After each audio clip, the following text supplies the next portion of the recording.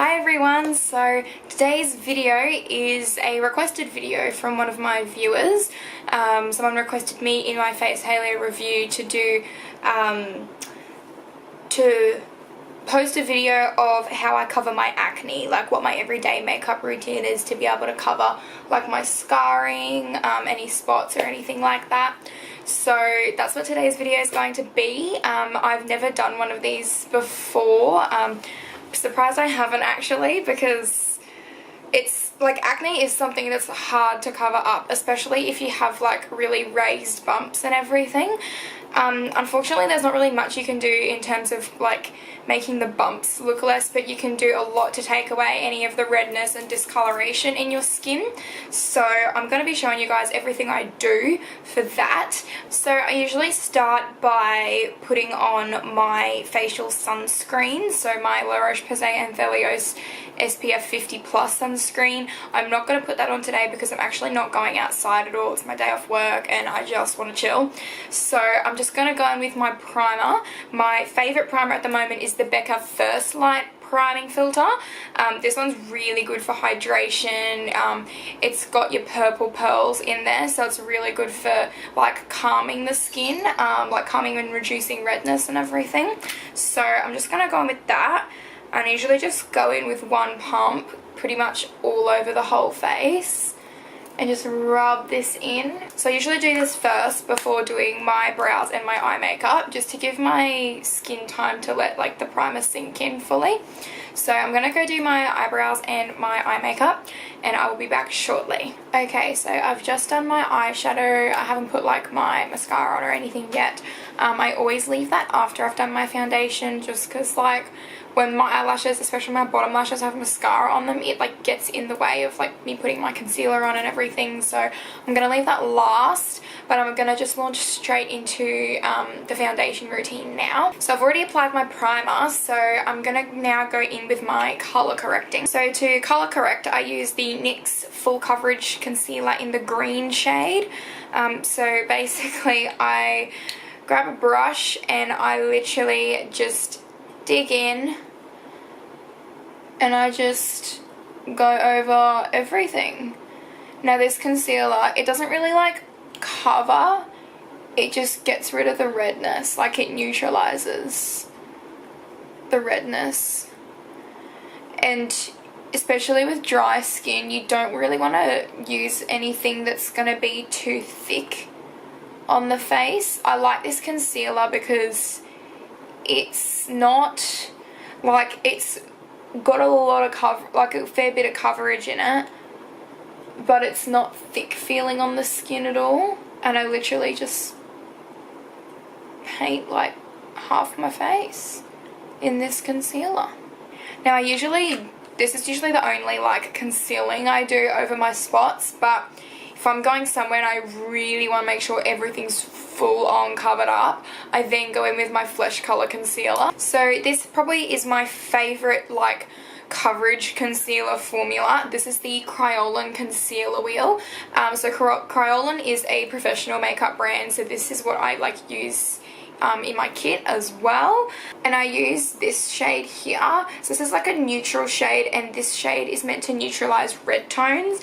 All of the stuff, like the directions, have all faded off the back of it because I've had it for that long, but yeah, so that one's meant to neutralize red, and this is the wheel for light skin tones. And then I just go over the top of it, and this is so good for correcting redness. I just find that I need that extra coverage, like one concealer doesn't do the trick. I used to just use the Kryolan wheel like every day, but now that my scarring's gotten really bad, I need some extra coverage, you know? So I look like I have like pretty much like an avocado face mask on right now. So this is what I look like every morning pretty much. Now before I put my foundation on, I usually go in just around the nose area and here with my Benefit Professional primer. And I literally just smooth it all over my nose and just out here as well. Okay, so after I've done that, I go in with my foundation. Now I have a tan on at the moment, so I'm going to mix my tawny in the Estee Lauder Double Wear with my 202 Creamy Neutral in the L'Oreal Pro Glow. So I'll do like a half-half sort of thing of the foundations. Then I literally just go straight in with my blender and get that all on. And I find Beauty Blender is the best way to apply any foundation if you have dry skin. If you have dry skin and you use a brush, you're not going to get as flawless of a finish because it's not actually patting the product into the skin with brushes. Because you're moving it around your face, you're going to pick up any dead skin. Your skin's going to look even more textured, and you don't want your skin to look textured. So that's why I always recommend to people with dry skin to use a blender. It does just work so much better. And when you have dry skin, you just want to be doing everything you can to minimize the texturization in your skin. I just find that this foundation is so, like, this mix makes my skin look flawless. Okay, so that's looking real good. And as you can see, the coverage is amazing. So you can see that here where there's some pimples that are like more raised, that it is a bit harder to cover. Like, you can still see them underneath the foundation, but there's really nothing you can do about that. You can, as I said before, you can just do all you can just to take away the redness and the discoloration. The bumps are still going to be there, but at least it doesn't look discolored. So now I'm going with my under eye concealer. At the moment, I'm using the CoverGirl Ready Set Gorgeous concealer in the shade Light. I actually got this as a little like sample thing through my work. It is so nice though. Like, Maybelline Age Rewind has been my go-to concealer for the last like 3.5 years. Before that I used MAC Pro Longwear, but honestly this concealer is amazing, and it has a lot of coverage and it is so thin. Like, if you think Maybelline Age Rewind is a nice thin concealer, this is even thinner consistency and it has a lot of coverage. So with that concealer too, I usually go and do my chin, top of the lip, grab a bit more, bridge of the nose, and a bit on the forehead. Now if you're looking for a really good like cheap alternative to the beauty blenders, at Cosmetics Plus they've got these $6 blenders and they work so well.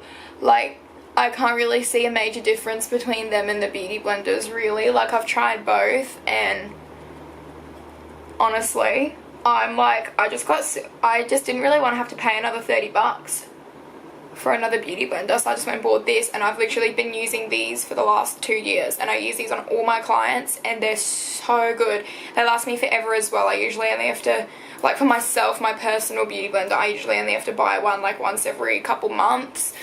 Which is pretty good, and I clean it like straight away. I clean it religiously all the time. So I guess if you take care of it really well, you won't have to buy them like as frequently, sort of thing. Okay, so then I go and set my concealer with my Laura Mercier translucent setting powder. So I just like to go in and make sure there's no creases, and then I just dip my blender into the powder.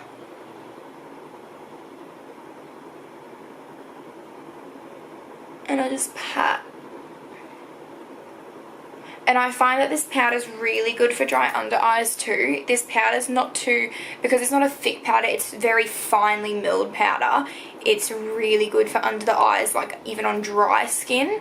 So that's why I really like this one. I was using the RCMA. It's not fine enough for under my eyes, and plus it gives a bit of flashback too for me, so I stopped using that, and yet this is my holy grail now. So sometimes the blender will get like the areas where I haven't set yet, and I will have to just re-blend it out. Okay.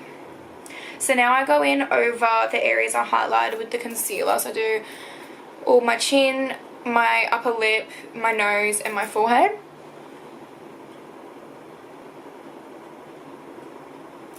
And I go around my smile lines too. Now, a trick that I've discovered that I just decided to try out one day and see how it went was actually setting the entire face with the Beauty Blender. So I do this all the time now. I will never go back to using just brushes. Honestly, it works so good, especially with dry skin, because the minute you start swishing products around, like, it gets so textured. So basically because I started doing this because my brushes started like my skin was just too textured when I first started Roaccutane to be using brushes. So I started using like powder puffs to press it in, and then one day I was like, I'm sure like it would work with the Beauty Blender, like I do it under my eyes. So then I started doing it and it works so good. And I just use my Laura Mercier powder all over my face. And I've found this powder does not break me out. I've had problems with setting powders breaking me out in the past, and I think it's because of the talc that's in a lot of setting powders. I've found that some products I've used, any of the products I've used that have ever broken me out, have all had talc as the main ingredient. So I try to stay away from powders with talc. I'm pretty sure this does have talc in it, but it is more of a mica or silica base or something like that. So I'll find out and I'll link it down below, see if I can find anything on it. But yeah, I've just noticed that I use this all over my face and it does not break me out at all. So if you need a setting powder that's not going to break you out, that you can use like everywhere, then get on this. Okay, so now I go in and bronze. I'm going to use my Hoola bronzer. It's looking a bit dirty and gross. I do have a new one, but I just really want to try and finish this before I go on to the new one. And I just use a regular like mineral powder brush. This is the Revlon Nearly Naked brush. I believe they have discontinued these. I was really sad that they did, because this is honestly one of the softest face brushes I've ever used. So if you can recommend some real soft face brushes to me that are like this dome shape rather than like a flat top, then please comment and let me know, because I'm on the hunt for another one, because I'm just scared for the day that this is gonna like go to God. So I go like all around my face with this bronzer, just around the edges, just to give my skin a bit of a warmth, especially because I do have a tan on and I kind of went a little bit, just a little bit light with the foundation today. So then I go in with my contour. At the moment, I am using the Becca Low Light Highlight palette as my contour and highlight powders. So in here you get your contour powder. I don't know what the shade is of the contour powder. I don't think you can buy it separately. You can only buy it in this palette. But then you've got your Opal highlight, which is my all-time favorite from the Becca collection. I used to love Moonstone to death, but Opal is so versatile. Like I can use it when I'm my regular color, and I can use it when I've got a tan on. I just find it is one of those real versatile shades in the collection that everyone can use. So I'll probably just use my palette to do this. And I just go just underneath the cheekbone.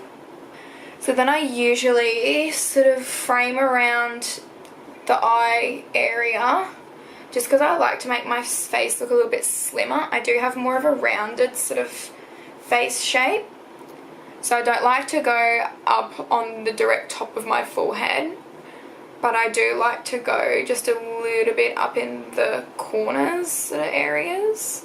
So I always contour my nose because I have like a Shrek nose and we want to get rid of that. So I usually use my little setting brush. I find this really good for nose contouring. I don't like smaller brushes for nose contouring. I just find that it's just too easy to go in too strong with the product.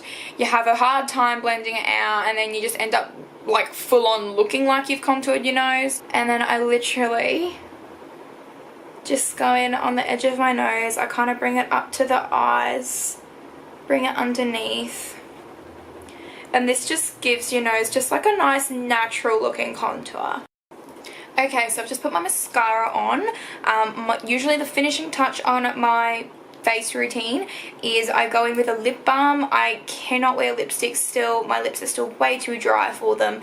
As you can see, so much cracking there. So if I want something that's got a little bit of a tint in it, I always wear the Lanolips Tinted Balm in the Rhubarb shade. So if you have a look at my skin, you can see that you can see the bumps and you can still see a tiny bit of the scarring, but it's nowhere near as bad like as it is without my makeup on.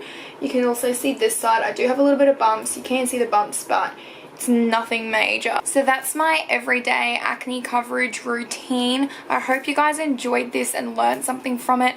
Please let me know if you want me to do any other makeup videos. Give me some suggestions. I'm very open to anything. Still wanting to do that, following another YouTuber's tutorial soon, so we'll probably have that up probably in the next week. But yeah, let me know if you guys want me to do anything else. Please subscribe to my channel if you want notifications when I upload. If you click here, you will be subscribed, and click the little bell so that you get a notification. Also, don't forget to follow me on my Instagram page. I will link that down below, and I will see you guys in the next video.